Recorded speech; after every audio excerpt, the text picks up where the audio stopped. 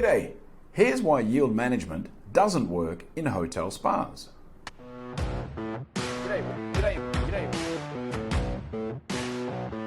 Yield management in spas is something we've spoken about a couple of times, and it's not something we see a lot. Whenever you talk to people about implementing yield management in spas, they give a bunch of reasons why you should try it. But that's not necessarily useful to the people at the front line of the spa who are trying to implement a yield management strategy and getting pushback either from their guests or consumers or from their staff or from management. So here's a few things you need to at least be aware of if you want to try and get your yield management strategy over the line.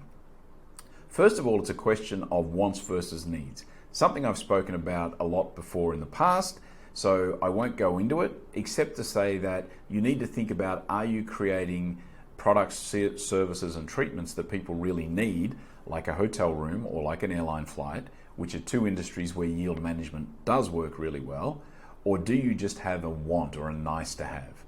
So if you want to get your yield management strategy over the line, it's important that you're selling something people really feel they need. The other thing is about demand and supply, which is an interesting one, because many hotel spas that I know of, supply is not necessarily the issue, demand is the issue.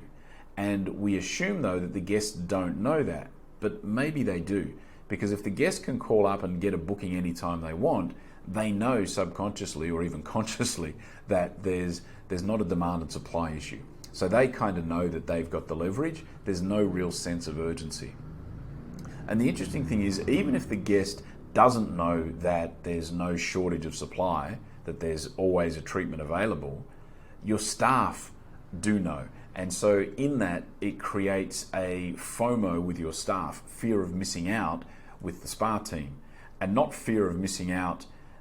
Basically, it's fear of missing out on the booking. They're worried that if the guest walks away, they won't get that booking for the day and they won't hit their budget and maybe they won't get their commission.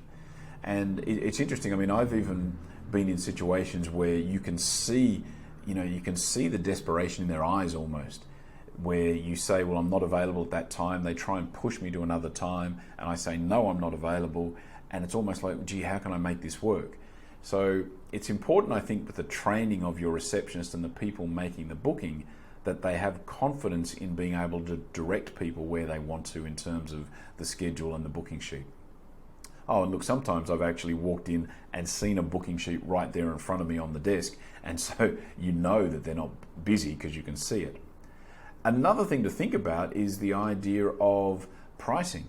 The funny part is, so many hotel spas still print their menus and still have the prices printed on those menus. So it's going to be really hard for you to try and change that, change the pricing and say we now have a yield management strategy in place, so we're going to put the prices up 20% during peak times if you've already got the menus printed out with prices on them.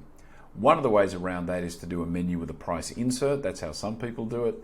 But I think you need to be aware of the fact that it's very hard to implement a yield management strategy and have dynamic pricing in place if you're going to print prices on your treatment menu, and those menus are going to be widely distributed, such as in the guest room. And I guess the final point I would just say about yield management, which maybe goes back to what the yield management pro people or the pro argument says, which is we just don't try it. We're worried that we're going to have major washback and we're going to have major negative responses from our guests. But the reality for most hotel spas is that you're turning over your guests all the time. So chances are you could do it this week and try it, and if it doesn't work, next week you could try it again, totally new guests in-house. They probably won't even notice. So it's something that's worth considering. I think if you just want to give it a go, there's probably not going to be a significant damage to your business or your reputation if you try it and it doesn't work, and if you try it multiple times. So look, there's just a few things to think about when it comes to yield management in hotel spas. Like I said at the start, something we don't do very much. There's a number of reasons for that. Doesn't mean it's insurmountable, doesn't mean these are hurdles that you can't get over, but I do think it's important that you consider the reasons why it doesn't work and the things that are standing in your way, so that you can try and be aware of that before you start putting in your yield management strategies.